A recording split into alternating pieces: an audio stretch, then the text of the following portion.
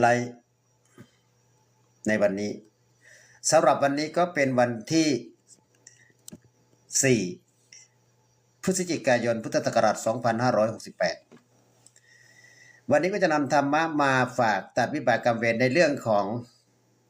มงคลทรัพย์ยินดีต้อนรับเด้อคุณญาติคุณโยมที่เข้ามาบ่ว่าที่เป็นโยมพ่อคุณโยมแม่คุณโยมพี่คุณโยมน้องคุณโยมน้าคุณโยมอาคุณโยมป้าคุณโยมลุงสู่ผู้สุคนเด้อสบายดีสุขสุขคนตอนนี้ญาติโยมกำลังเร่งรีบการสร้างสมบุญคือการทอดกฐินขอให้ผู้ค้าเนี่ยขอขมาเพิ่นขอขมาพระแม่คงคามื้ออื่นวันเพ็ญเดือน12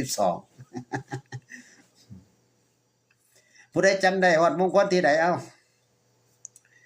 บอกมาตั้งเบิดตั้งแต่1 2 3 4 5 6 7ถึงมงคลที่8คุณโยมมงคลที่